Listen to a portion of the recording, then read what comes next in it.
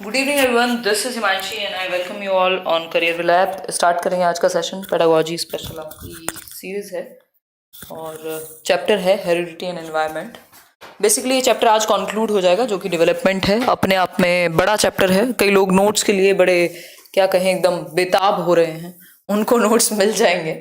एक आध दिन रुको, थोड़ा इंतज़ार करो। Actually I am not feeling well today, तो इसलिए क्लास आपकी 3 से 5 पे आई है और इसमें भी बस छुट्टी करने का कोई पॉइंट नहीं है, क्योंकि कोशिश ये है कि ये क्लास डेली चले ताकि आपका एक रूटीन बना रहे। कम पढ़ें ज़्यादा पढ़ें, एक रूटीन ज़रूरी है ना।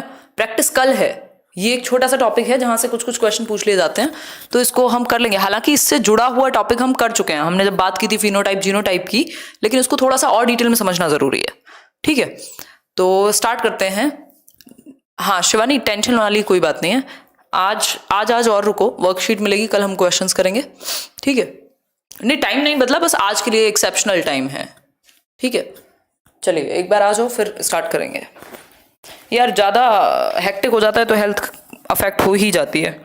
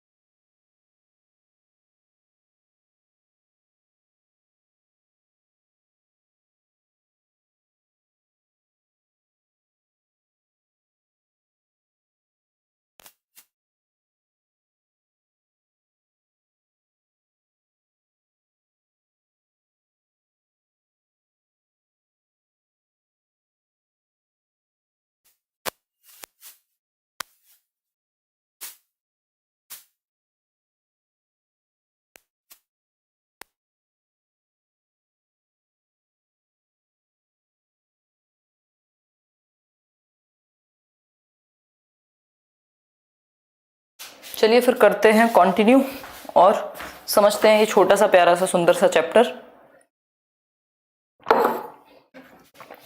नाम है आनुवंशिकता एवं वातावरण, यानी अरे थैंक यू, धन्यवाद जितने भी कमेंट्स आप लोग कर रहे हो। हाँ, ये मैं जान के, जिस दिन एनर्जी लो होती है ना, तो चाहे वो कपड़े हो चाहे वो कुछ और हो, गाना वाना सुन लो, तो वो थोड़ा चेंज हो जाता है, उससे थोड़ा सा वाइब चेंज हो जाती है। जैसे ही आप थोड़ा चीयरफुल माहौल बनाते हो अपने आसपास, तो इसीलिए मैंने कोशिश की है आज थोड़ी रंग बिरंगी टी शर्ट पहनने की। मीटअप में तो मिलेंगे ही मिलेंगे यार, कोई दिक्कत ही नहीं है मीटअप की। तो चलो, नोट्स भी मिल जाएंगे आज या कल, मतलब इस वीक नोट्स मिल जाएंगे। कुल मिला के बात ये है। ठीक, चलिए स्टार्ट करते हैं, फुल एनर्जी के साथ समझेंगे। देखो, हेरिडिटी एंड एनवायरनमेंट की बात करूं, एक क्वेश्चन निश्चित आता है लगभग हर एक एग्जाम में। हेरिडिटी की यदि मैं बात करूं, इसको हम कहते हैं आनुवंशिकता। आनुवंशिकता क्या है? जो हमें अपने पूर्वजों से मिली है, अपनी पहली पीढ़ी से मिली है, अपने पेरेंट्स से मिले हैं जो गुण, जीन्स के रूप में या जीन्स के थ्रू। ठीक, और जीन्स कैसे ट्रांसफर होते हैं? क्रोमोजोम के थ्रू। क्रोमोजोम क्या है, उस पर अभी बात करेंगे। वेरी गुड है ना। एनवायरमेंट की यदि हम बात करें, इसको कहते हैं वातावरण। हमारे जीन्स को छोड़ के, हमारे डीएनए और इन सब हमारे जेनेटिक मटेरियल को छोड़ के जितनी भी चीजें हैं, वो सब हमारे एनवायरमेंट में जुड़ी हुई है। चाहे वो आपका न्यूट्रिशन हो, यानी खाना हो, शिक्षा हो, है ना, ट्रेनिंग हो, ये सब आपके एनवायरनमेंट का हिस्सा है, एनवायरनमेंट का पार्ट है। ठीक है बात, कोई बात नहीं कंचन। चलिए आगे बढ़ते हैं। हेरिडिटी की यदि बात करें, यानी आनुवंशिकता की यदि हम बात करें, तो हम कह सकते हैं कि all the qualities that a child has inherited from the parents is called heredity. यानी वो सभी विशेषताएं, वो सभी गुण, वो सभी क्वालिटीज जो हमें विरासत में मिलती हैं अपने माता पिता से, अपने पूर्वजों से, वो क्या कहलाती हैं? वो हेरिडिटी कहलाती हैं, वो आनुवंशिकता कहलाती हैं, जो हम इनहेरिट करते हैं जो गुण। अब इन गुणों में हमारा नेचर जो है, भाई हमारी आवाज से लेकर के हमारा नेचर, हमारा फिजिकल स्ट्रक्चर, हमारा नर्वस सिस्टम भी हेरिडिटी से ही प्रभावित होता है ना। तो हमारी आंखों का रंग, ये सब ऐसी चीजें हैं जो हमारी हेरिडिटी से, हमारी पहली पीढ़ी से हमें मिले हैं वो गुण, और टाइम के साथ अनफोल्ड होते हैं। ठीक है बात, टाइम के साथ अनफोल्ड होते हैं। परिवेश कह सकते हैं एनवायरनमेंट को, कोई दिक्कत नहीं है शिवम, बिल्कुल कह सकते हैं। ठीक, अगर हम बात करें यहां, तो हेरिडिटी एक ऐसा फैक्टर है जो आपका जिस टाइम पे एक कॉन्सेप्शन पीरियड होता है, गर्भाधान के समय जो रिप्रोडक्शन का टाइम है, उसके बाद जैसे ही जो जाइगोट बनेगा, वहीं से हम कह सकते हैं कि आपका निश्चित हो गया कि आपके गुण कौन से हैं, जीन्स कौन से हैं। ठीक, अनफोल्ड का मतलब है समय के साथ जो कैरेक्टरिस्टिक्स निकल के आते हैं। ठीक है बात। तो हम कह सकते हैं आनुवांशिकता क्या है, एक स्टैटिक गुण है। स्टैटिक यानी स्थिर या फिर फिक्स्ड।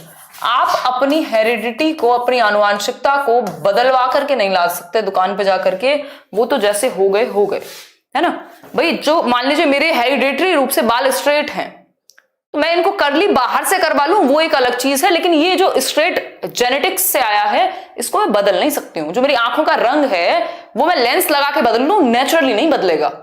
ठीक है बात। अगर मैं बात करूं तो ये क्या है, ये स्टैटिक है। जो गुण मुझे मिल गए, जो मेरी आवाज है, मैं उसमें कोई अलग से बदलाव नहीं कर सकती हूं, है ना। जो मेरा फिजिकल स्ट्रक्चर है, बॉडी स्ट्रक्चर नहीं बदल जाएगा। तो जो नर्वस सिस्टम में या जो मेरे जेनेटिक कोडिंग में, जिसको हम जीनोटाइप कह रहे थे, वो क्या है, हमारे जीन से, हमारी हेरिडिटी से हमें मिले हैं वो गुण। समझ पा रहे हो बात को या नहीं? जी पूजा, वेरी गुड मुतासिफ। तो अगर हम बात करें, हम कह सकते हैं कि हेरिडिटी एक ऐसा गुण है जो स्टैटिक है, जो फिक्स्ड है, जो स्थिर है ना। बिहेवियर रेगुलेट होता है बहुत हद तक हेरिडिटी से ही।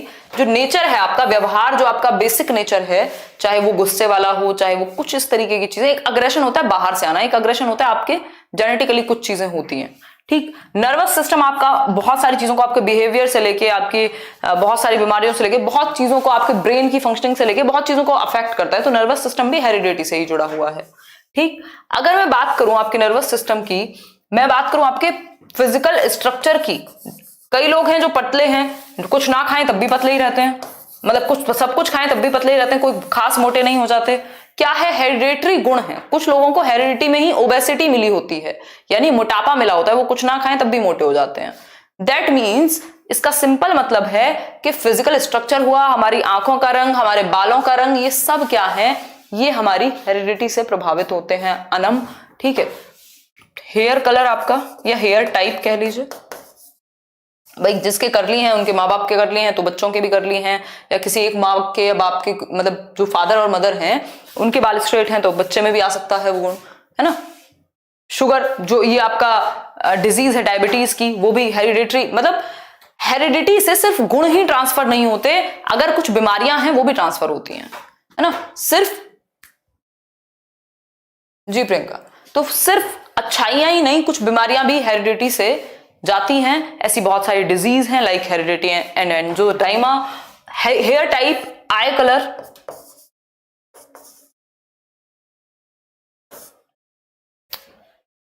ठीक। आपका टेम्परामेंट, कितना आप शांत नेचर वाले हैं या कितने गुस्से वाले हैं, ये भी हेरिडिटी से ही सुनिश्चित होता है। इवन आपका इंटेलिजेंस यानी आईक्यू आप कह लीजिए, ज्यादा प्रभावित किससे है, हेरिडिटी से है। जो इंटेलिजेंस है वो आपकी प्रभावित ज्यादा है किससे, इंटेलिजेंस से, जन्म से निर्धारित होती है, ऐसा कहते हैं कई लोग। ठीक है बात। सुमित, खून तो गर्म है, अरे वाह शिवम, बहुत बढ़िया। तो अगर हम बात करें, कोई कह रहा है कि मेरे फादर के नेल्स अच्छे, मेरे खराब क्यों हैं। देखो इसमें ना मेंडल के नियम आ जाते हैं, हालांकि वो एग्जाम्स में पूछे नहीं जाते, बट ठीक है मैं आपको थोड़ा सा आइडिया दे देती हूँ। उसमें क्या होता है, कई बार कुछ डोमिनेंट जीन्स होते हैं हमारे अंदर, डोमिनेंट ट्रेट्स होते हैं, कुछ रिसेसिव होते हैं। मान लीजिए एक पीढ़ी में कोई चीज डोमिनेंट थी, मान लीजिए सब बहुत इंटेलिजेंट थे, ठीक। दूसरी पीढ़ी में ये पॉसिबिलिटी है कि जो बिल्कुल मूर्ख माँ बाप है उनका बच्चा बहुत इंटेलिजेंट पैदा हो जाए, हो सकता है कोई रिसेसिव, इसको लॉ ऑफ रिग्रेशन कहते हैं, प्रत्यागमन का नियम, के उल्टा भी पॉसिबल है, उल्टा भी पॉसिबल है।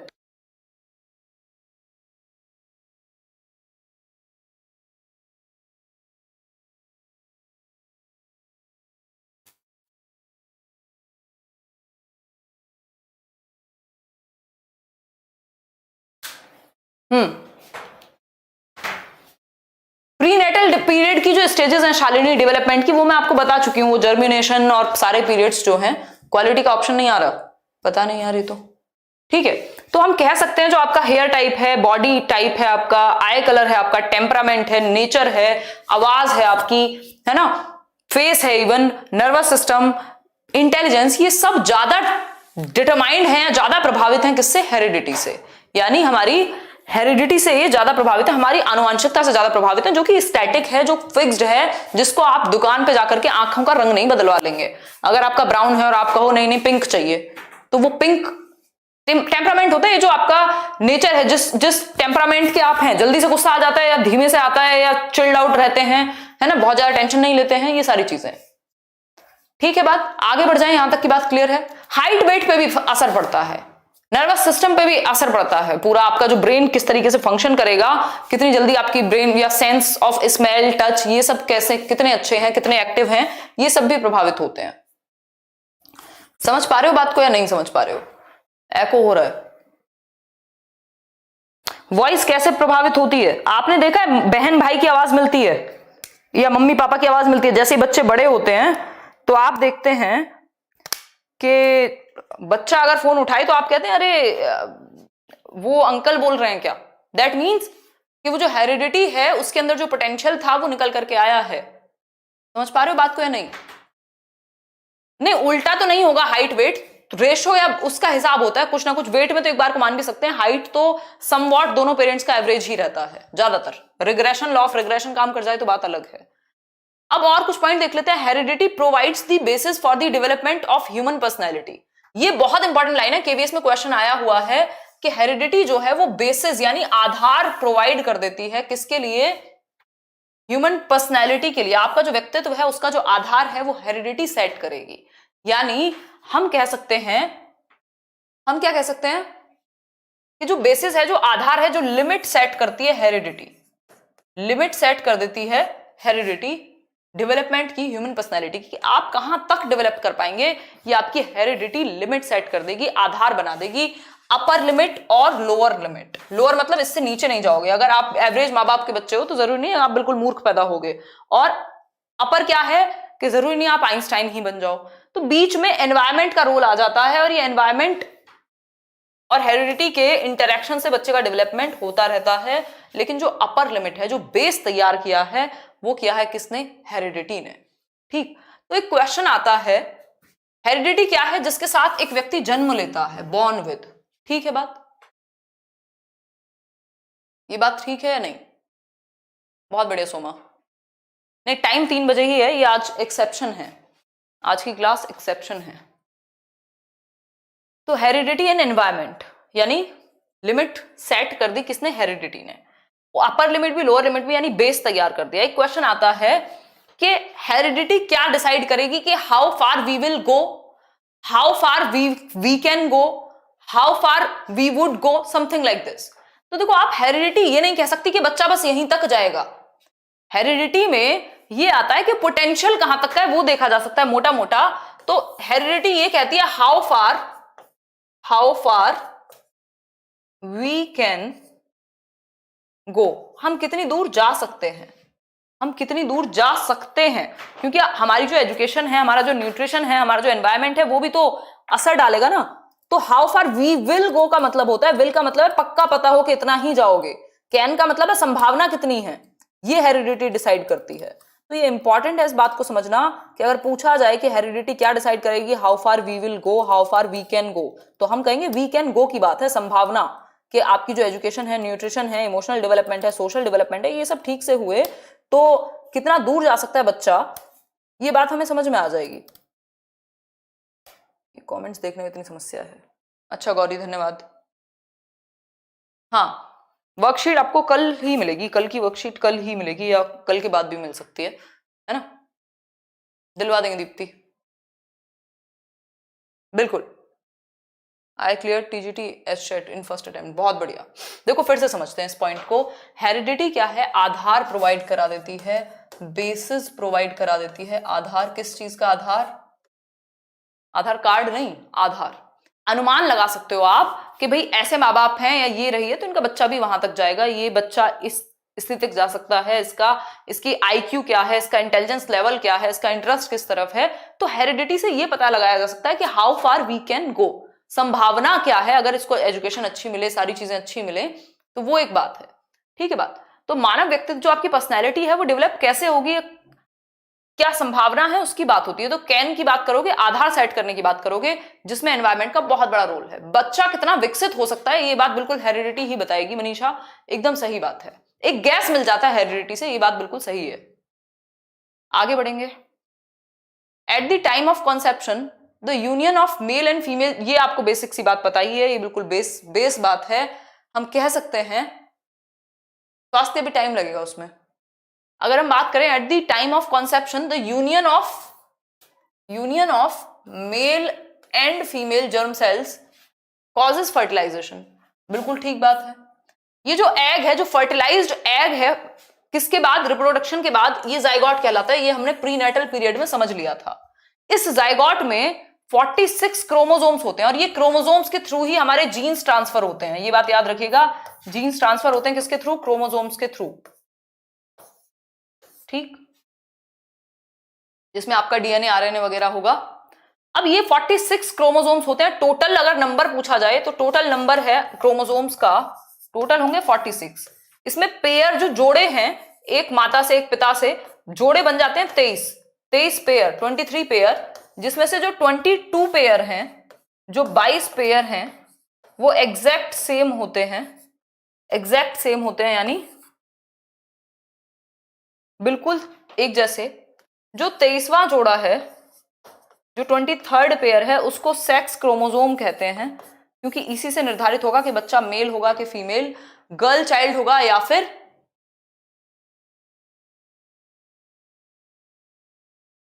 पप्पू। अभी तो शुरुआत हुई है, इसमें कुछ चीजें ऐसी होंगी जो आपको समझ में आती होंगी, कुछ चीजें ऐसी हैं जो बिल्कुल नहीं होती हैं। ये जो सेम होते हैं 22 पेयर, इनको क्या कहते हैं, ऑटोजोम्स कहते हैं, ऑटोजोम्स। ठीक, क्योंकि ये सेम होते हैं। जो सेक्स क्रोमोसोम है उससे डिसाइड होगा बच्चा क्या है, मेल होगा कि फीमेल होगा। ठीक, एक बार फिर से समझ लीजिए। अगर हम बात करें माता और पिता की, भाई ये है मेल या मदर लिख लेते हैं, और ये है फादर। ठीक ठीक, मदर में क्रोमोसोम पाया जाता है XX का पेयर में होते हैं क्रोमोसोम, और इधर फादर में X और Y पाए जाते हैं। ठीक है, X और Y। यहां से एक पेयर इधर से बनेगा, एक पेयर इधर से बनेगा, या तो अगर यहां से तो X ही जाना है, भाई XX है तो मदर से तो हमेशा X जाएगा। अगर पिता से X गया तो बेटी होगी XX, गर्ल चाइल्ड। ठीक, XX। यहां से तो अगेन X ही जाएगा। अगर यहां से X गया और यहां से इस बार Y चला गया तो बेटा होगा, यानी बॉय चाइल्ड। ठीक, इतनी बात सबको क्लियर है या नहीं, बताओ।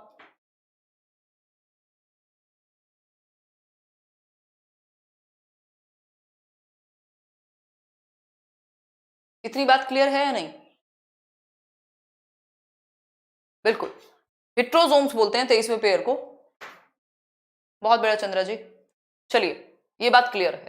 अब ये टोटल कितने होते हैं, टोटल एक पूरे जाइगोट में जो फर्टिलाइज्ड एग है जिससे बच्चा बनेगा वो होते हैं 46। लेकिन ये होते हैं किसमें, पेयर में, पेयर यानी जोड़े में। तो 23 जोड़े होते हैं इसके, जिसमें से जो 22 जोड़े हैं यानी 22 पेयर हैं वो बिल्कुल सेम होंगे, यानी XX हैं तो XX ही होंगे, XY हैं तो XY ही होंगे। लेकिन जो 23वां पेयर है ये सेम होते हैं, इसलिए इनको ऑटोजोम्स, ऑटो पायलट नहीं होता कि ऑटो पे चलता रहेगा ऑटोमेटिक, तो ये ऑटोजोम है कि सेम होंगे। 23वां पेयर जो है 23rd, उसको क्या कहा जाता है, सेक्स क्रोमोसोम, क्योंकि ये सेक्स डिटर्मिनेंट है, हेट्रोजेनस है। ये बात बिल्कुल क्लियर होनी चाहिए, सीटेट के टाइम से क्लियर होनी चाहिए, ये तो एक्स्ट्रा रिवीजन है। ठीक है, कई बार ये भी पूछ लेता है कि बॉय चाइल्ड है तो आपको पता होगा XY होगा, गर्ल चाइल्ड है तो XX होगा। अच्छा, ये जो लिंग निर्धारण है इसमें जो योगदान है वो पिता का है, क्योंकि माता से तो XX ही आना है, तो फर्क ही नहीं पड़ता कि क्या होगा। पिता से जो भी क्रोमोसोम आएगा उसके बेसिस पे आपका सेक्स डिटरमाइन होगा। हेट्रोजोम इसको कह सकते हो आप 23वें को। आगे बढ़े, ये हमने देख लिया भाई पेरेंट्स हैं ये, और पेरेंट्स में जो है ये फीमेल हैं, XX क्रोमोसोम है, ये पिता होंगे जो XY क्रोमोसोम रखते हैं। यहां से X गया और यहां से Y तो सन पैदा हुआ, यहां से एक्स गया और यहां से भी एक्स आया तो डॉटर्स हुई। सिंपल बात है, कोई दिक्कत नहीं है। रीड की स्ट्रेटजी बनाएंगे यार, आज ही बनाएंगे जहां तक है। ठीक, आगे बढ़े।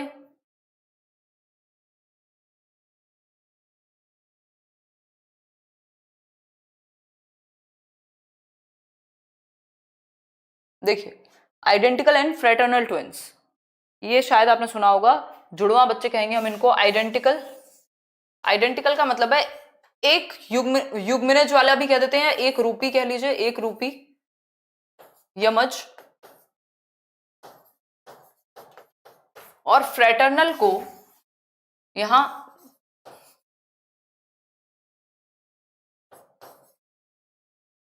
द्वियुग्मनज भी कह देते हैं।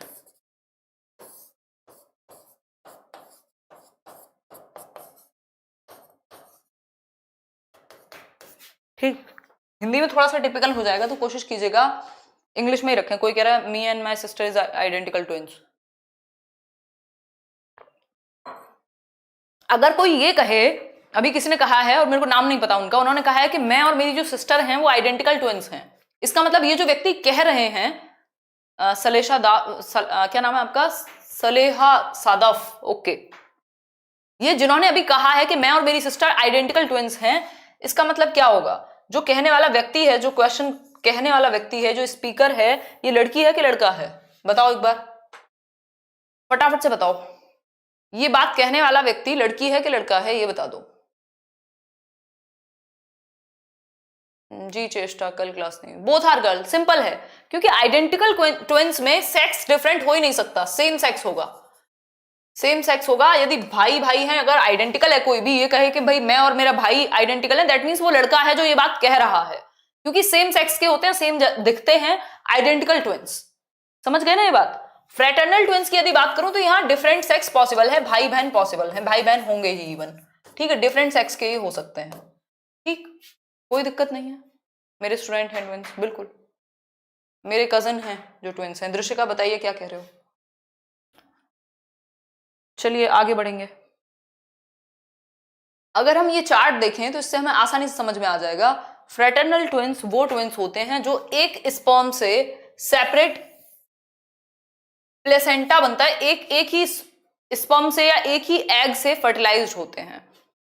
वहीं आपके जो, ये देखो एक बार उल्टा है यहां पे, देखो इसका सिंपल सा मतलब है,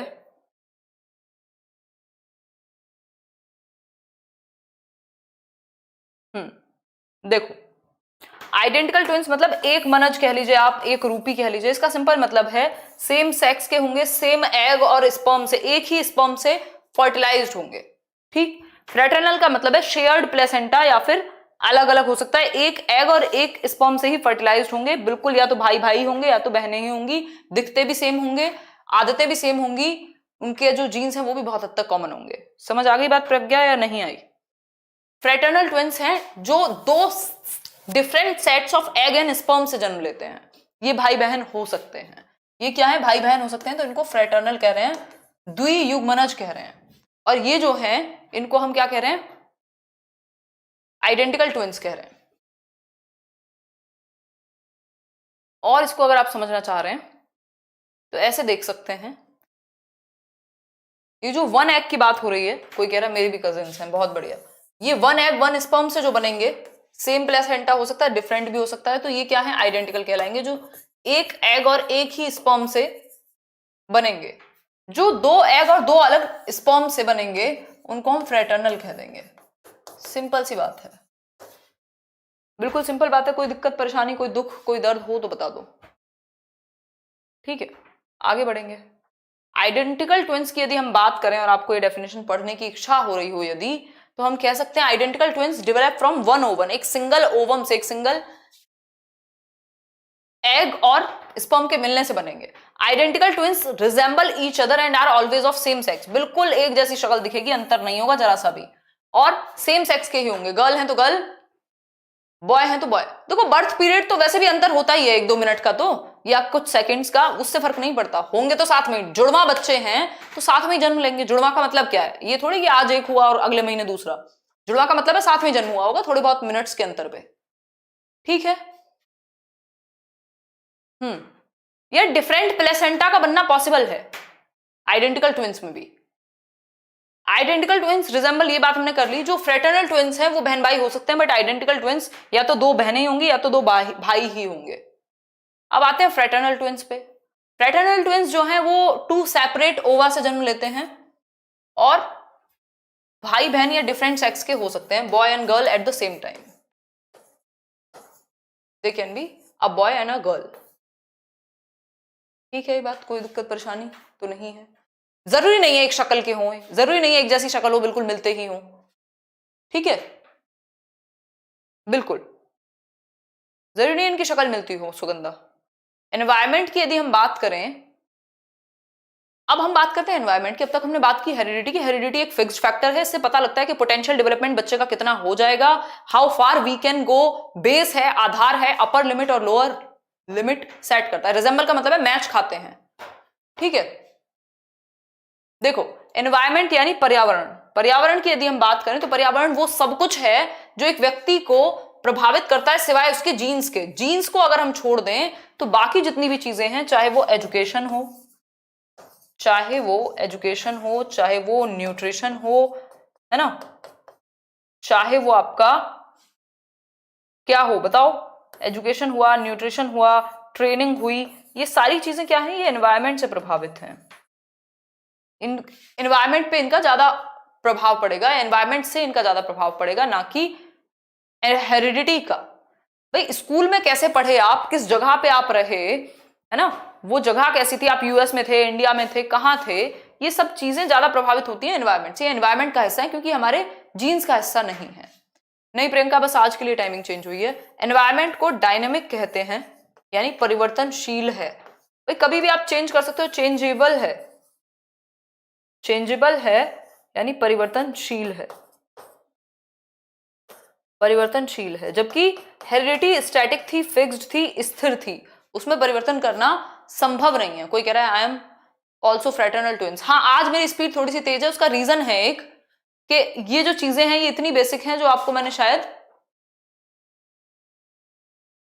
हाँ आईक्यू पे प्रभाव पड़ता है सोशियो इकोनॉमिक स्टेटस का, एजुकेशन का, बट बहुत ज्यादा नहीं, बहुत लॉन्ग टर्म में थोड़ा थोड़ा प्रभाव पड़ता है।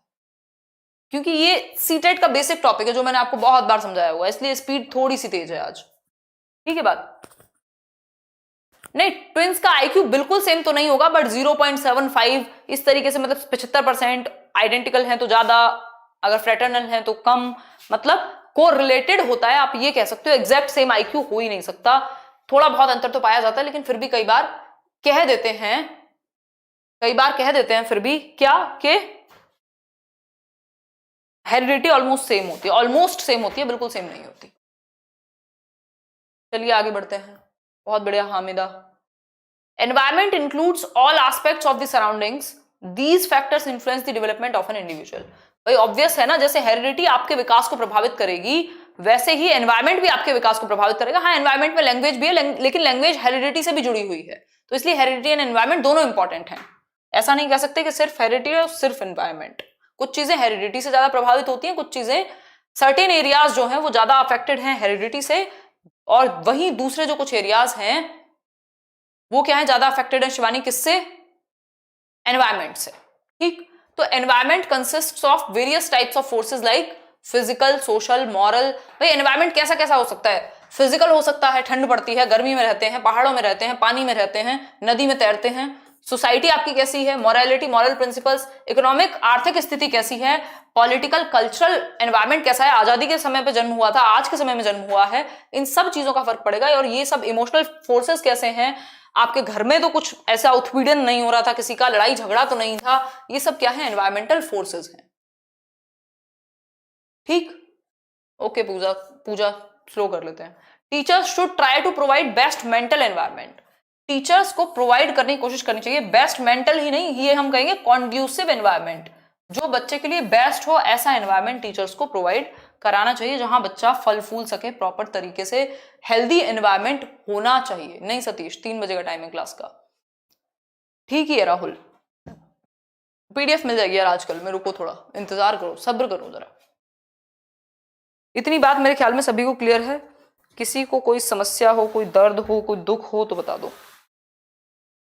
यहां तक की बात समझने में कोई परेशानी आ रही है क्या? फ्लरिश का मतलब है फल फूल सके बच्चा, ऐसा एनवायरमेंट हो। कॉन्ड्यूसिव का भी मतलब वही है कि बेस्ट एनवायरमेंट हो, हितकारी एनवायरमेंट हो जहां बच्चा फल फूल सके। ठीक, इसमें आप अच्छी एजुकेशन दो, उनका अच्छा ट्रीटमेंट हो सकता है, चाहे मिड डे मील हो, चाहे उनको खेलने का मौका हो, चाहे उनकी बात सुनी जाए, इमोशनल डेवलपमेंट उनका अच्छे से हो, उनको समझा जाए, है ना, बच्चों को अपने आप को प्रस्तुत करने का मौका दो। Nature versus nurture, nature versus nurture debate है एक। नेचर वर्सेस नर्चर कोई अलग चीज नहीं है। ये जो हेरिडिटी है, जो आनुवंशिकता है, उसी को हम क्या कह देते हैं? नेचर कह देते हैं, आनुवंशिकता को ही। आनुवंशिकता जो है उसी को हम नेचर कह देते हैं। और नर्चर की यदि हम बात करें तो पोषण यानी एनवायरमेंट या पर्यावरण, परिवेश, जो आप कहना चाहें।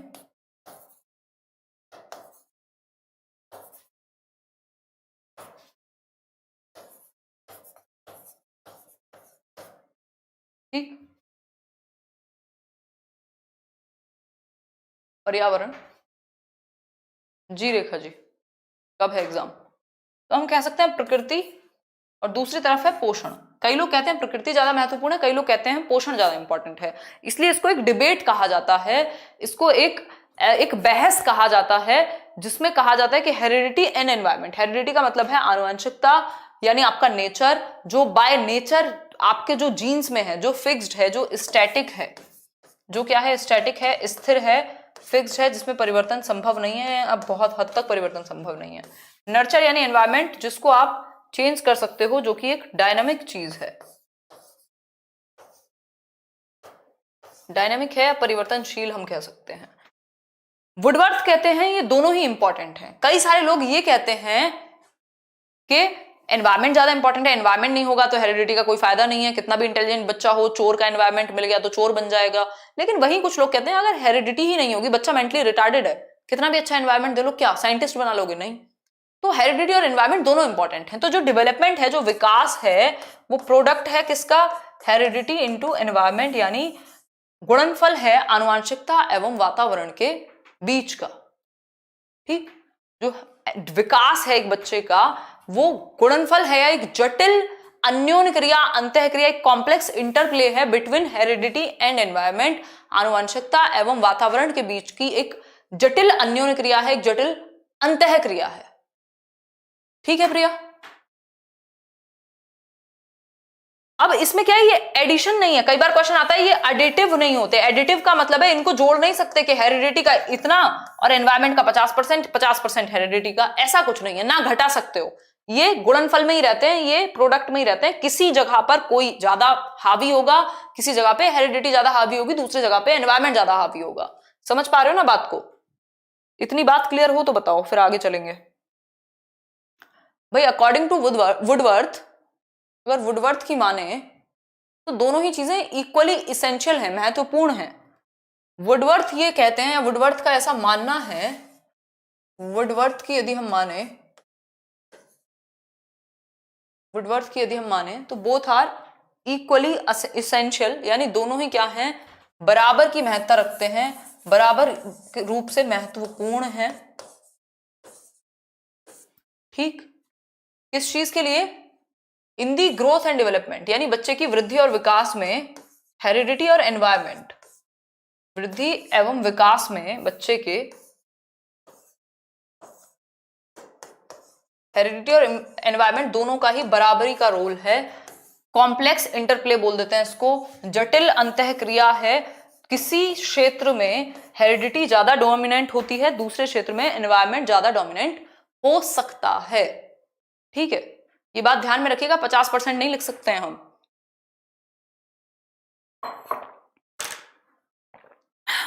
इतनी बात क्लियर हो रही है, नहीं हो रही? बस इतना सा ही छोटा सा चैप्टर था ये आज का। होपफुली आपको समझ में आया होगा, अच्छा लगा होगा, पसंद आया होगा।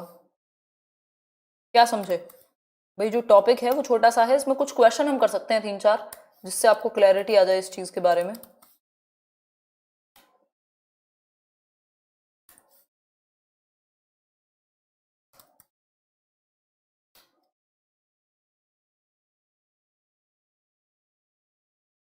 धन्यवाद आयशा। पीडीएफ दे देंगे भूपेंद्र जी। क्वेश्चन शीट डलवा दो यार, उसको एक बार देखना पड़ेगा फिल्टर करके, फिर डलवा दूंगी। हेरिडेटरी का मतलब है हेरिडिटी से मिले गुण, दोनों एक ही बात है। कमेंट देख रही हूं मैं, कोई डाउट हो तो बताओ।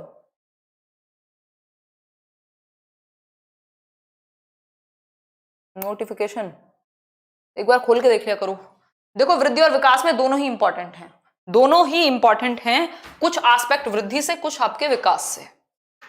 ठीक, जैसे हेरिडिटी भी इंपॉर्टेंट है लैंग्वेज डेवलपमेंट के लिए, लेकिन एनवायरमेंट भी बहुत ज्यादा इंपॉर्टेंट है। क्यों? क्योंकि अगर आपने मौका ही नहीं मिला, एक ऐसा बच्चा जो हेरिडिटरी रूप से इंट्रोवर्ट था, बहुत ज्यादा उसको बोलना नहीं पसंद था, लेकिन आपने एनवायरमेंट दिया जहां वो डिबेट्स में जाए, जहां उसको घर में इन्वॉल्व किया जाए, बातों में ऐसे लोगों के बीच में रखा जाए जो ज्यादा बोलते हो, तो बहुत हद तक बदलाव आ जाएगा। तो हम कह सकते हैं एनवायरमेंट और हेरिडिटी दोनों ही इंपॉर्टेंट है, ऐसा नहीं कोई भी एक इंपॉर्टेंट है। ठीक, ये आप चाहें तो मार्क करने के लिए याद रख सकते हैं। लॉज ऑफ हेरिडिटी, जो जॉन ग्रेगर मेंडल, इनको फादर ऑफ हेरिडिटी कहा जाता है। जॉन ग्रेगर मेंडल को, मेंडल की लॉ है ये, फादर ऑफ हेरिडिटी कह देते हैं इनको।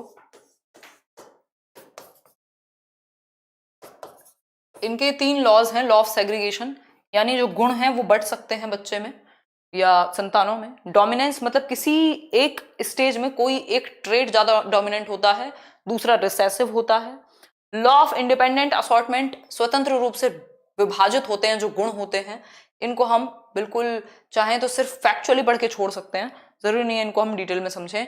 जिनकी इच्छा हो, जिनके राज्य में इस तरीके का क्वेश्चन कोई आया हो, वो पढ़ सकते हैं, स्पेशली अलग से इंटरनेट से ढूंढ के या किसी भी किताब से, क्योंकि उतना महत्वपूर्ण नहीं है कि इसको अलग से बताया जाए।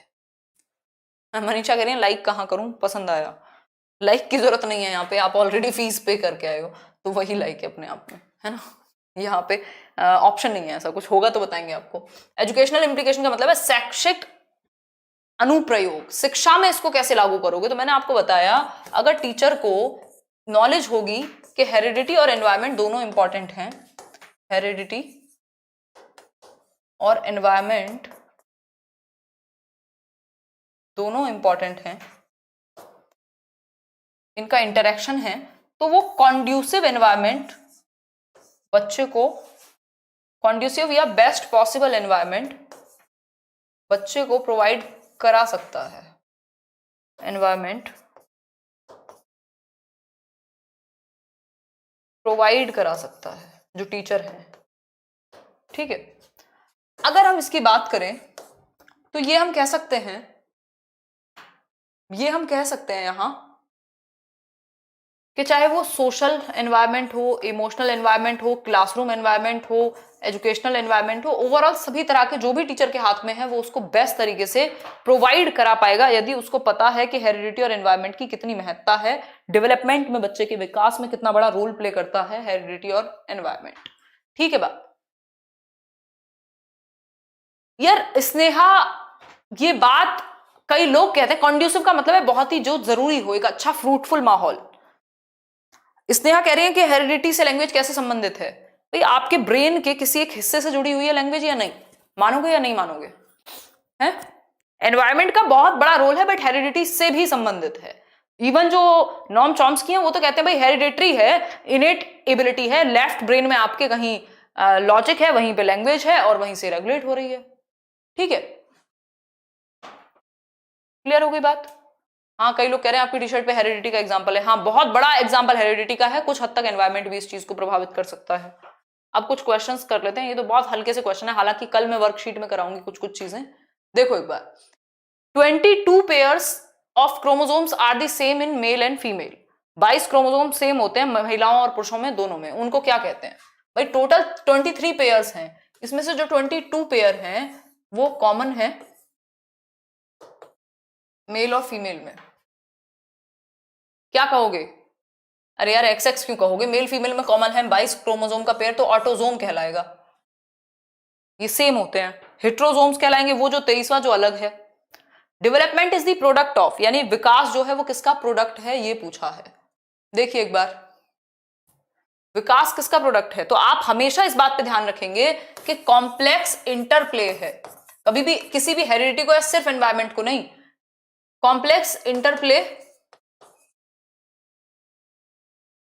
Interplay between heredity and environment. समझे क्या? तो हेरिडिटी अलोन नहीं, हेरिडिटी एंड एनवायरमेंट दोनों, एजुकेशनल अपॉर्चुनिटीज भी एनवायरमेंट का हिस्सा हैं और हेरिडिटी में बाकी चीजें आ जाएंगी आपकी, ठीक है, चाहे वो इंटेलिजेंस लेवल हो या बाकी आपकी चीजें हो, क्यूरियोसिटी भी। Humans have dash pairs of chromosomes, कितने पेयर्स होते हैं ह्यूमंस के पास क्रोमोसोम्स के, गुणसूत्रों के, इसको गुणसूत्र कहते हैं ना क्रोमोसोम्स को, कितने पेयर होते हैं? 55, 46, 60। देखो चलो ये ऑप्शन भी हटा देती हूँ, ये भी, आइदर दिस 46 और आइदर 23, बताओ कोई और है जो कह रहा हो कि 46 होते हैं? आपके लिए एक अलग ही प्रकार की दवा बनवाएंगे हम, जिसको ये लग रहा हो कि 46 होते हैं उनके लिए एक अलग प्रकार की दवा बनवाएंगे। किरण, यहाँ जो टॉपिक होंगे ना इस बैच में वो अकॉर्डिंगली होंगे, इस बैच को हम फास्ट नहीं चला सकते हैं। फास्ट चलने के लिए जितने भी रीट का बैच हुआ, केवीएस का बैच हुआ, वो अलग अलग बैच हैं, उनमें सिलेबस जल्दी खत्म होता है। 23 पेयर होते हैं टोटल, क्रोमोसोम का नंबर पूछे तो 46, पेयर में पूछे, जोड़ों में पूछे तो 23 पेयर, ठीक है। A newborn baby will be a girl if it has, एक जो नवजात शिशु है वो एक गर्ल होगा यदि, बताइए फटाफट से बताइए, एक नवजात शिशु जो है वो लड़की होगा यदि कौन से क्रोमोसोम उसके अंदर पाए जाएंगे, तब वो लड़की कहलाएगा। सिंपल है यार, XX पाए जाएंगे तभी, XY होगा तो मेल चाइल्ड हो जाएगा ना, बॉय हो जाएगा, फिर तो गर्ल चाइल्ड थोड़ी होगा, ठीक। YY कुछ होता नहीं है, क्योंकि YY पॉसिबल ही नहीं है, क्योंकि माता से तो X आना ही आना है, पिता से ही Y जा सकता है, ठीक। XX और XY ही पॉसिबल है। तो ये थे कुछ क्वेश्चंस, आज के लिए इतना ही, एक छोटी सी क्लास थी आपकी, होपफुली आपको ये टॉपिक समझ में आ गया होगा। कल हम कुछ क्वेश्चंस ढेर सारे प्रैक्टिस करेंगे, कल ही ये शीट आपको मिल जाएगी। एक दिन में क्वेश्चंस प्रैक्टिस नहीं हो पाएंगे क्योंकि क्वेश्चंस ज्यादा हैं, तो परसों भी हम करेंगे फिर, ठीक। चलिए फिर आज के लिए इतना ही, थोड़ी सी क्लास लेट थी, मेरी तबीयत ढीली थी, टॉपिक थोड़ा छोटा था, बट मैनेज कीजिएगा, ठीक। बाय बाय, गुड नाइट, ध्यान रखिए, रिवीजन कर लीजिए, नोट्स मिल जाएंगे, टेंशन मत लो, करियर विल की टीम को परेशान मत करो।